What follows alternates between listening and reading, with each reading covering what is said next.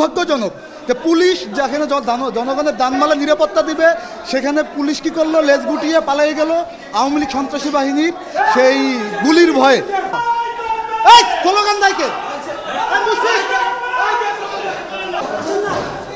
এখানে প্রশাসন পুরোপুরি নিরাপত্তা দিতে ব্যর্থ হয়েছে।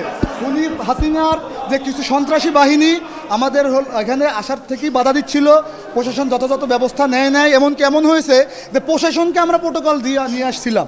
আমরা গোপালগঞ্জবাসীকে সঙ্গে নিয়ে এখানে পূর্ণ সমাবেশটা করছিলাম। পরে বের হওয়ার সময় আওয়ামী লীগের যে গুন্ডারা মুহুর্মুহুর গুলি শুরু করছে এবং পুলিশরা লেজ গুটিয়ে পালিয়ে গেছে। এটা আমাদের জন্য দুর্ভাগ্যজনক যে পুলিশ যেখানে জনগণের দানমালা নিরাপত্তা দিবে সেখানে পুলিশ কি করলো, লেজ গুটিয়ে পালিয়ে গেল আওয়ামী লীগ সন্ত্রাসী বাহিনীর সেই গুলির ভয়ে। আমরা দেশবাসীকে আহ্বান জানাই, গোপালগঞ্জ চলে আসুন। গোপালগঞ্জের নিপীড়িত জনতাকে আহ্বান জানাই, আপনারা রাস্তায় নেমে আসুন। আমরা এই আওয়ামী লীগকে যে গোপালগঞ্জে তারা যে মানুষকে জিম্মি করে, মানুষকে মানবডাল হিসেবে ব্যবহার করে যে সন্ত্রাসী কর্মকাণ্ড চালাচ্ছে, তাদেরকে আমরা এই দেশ থেকে উৎখাত করবো। পুলিশ সুপারের কার্যালয়ে আপনারা কেন এসেছেন এখন? না, এটা পুলিশ সুপারের কার্যালয়। আমরা কোন জায়গায় আসছি সেটা তো আমরা জানি না। পুলিশ সেনাবাহিনী যখন আমাদেরকে ফেলে চলে গেছে, আমরা যেদিকে পাইছি বহর নিয়ে চলে আসছি এবং আসার পরে আমরা এসে দেখলাম এটা পুলিশ সুপারের কার্যালয়। আমরা এখানে এসে দেখছি এটা পুলিশ সুপারের কার্যালয়, আমরা জানতাম না। স্লোগান দাইকে এটা আসার পরে আমরা জানতে পারলাম পুলিশ সুপারের কার্যালয়, কিন্তু আমরা মূলত চলে আসছি এখানে একটা এক্সিট আমরা পেয়েছিলাম সেই জায়গা থেকে।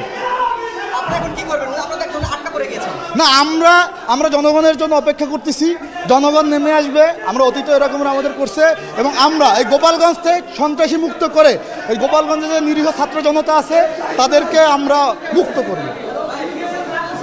পুলিশ প্রশাসন আমাদের নিরাপত্তা দিবে, কিন্তু সেখানে আজকে আমরা নিরাপত্তা পাচ্ছি না। কেন পাচ্ছি না, এটা জাতির বিবেকের কাছে আমাদের প্রশ্ন রইল। তবে একটা কথা আমরা জানিয়ে দিতে চাই, জুলাইয়ের বিপ্লবীরা এদেশ থেকে স্বৈরাচারী ফ্যাসিস্ট হাসিনাকে তাড়িয়েছে, তারা প্রয়োজনে মারা যাবে কিন্তু নত হবে না। তাদেরকে মেরে ফেলতে পারবে কিন্তু থামিয়ে দিতে পারবে না। আমাদের শেষ রক্তবিন্দু থাকা পর্যন্ত আমরা লড়াই করে যাব। আমরা এদেশের মানুষের অধিকার, এই গোপালগঞ্জের অধিকার আমরা আদায় করেই ছাড়বো। আমরা আপনাদের কাছে আহ্বান জানাই, দেশবাসীর কাছে এই বার্তা পৌঁছে দিন যে আসলে আমরা আসিছিলাম, আমাদের নাহিদ ভাই ঘোষণা করেছে যে আমরা যুদ্ধের আহ্বান নিয়ে আসি নাই, আমরা আসছি গোপালগঞ্জ গড়তে, বাংলাদেশ গড়তে।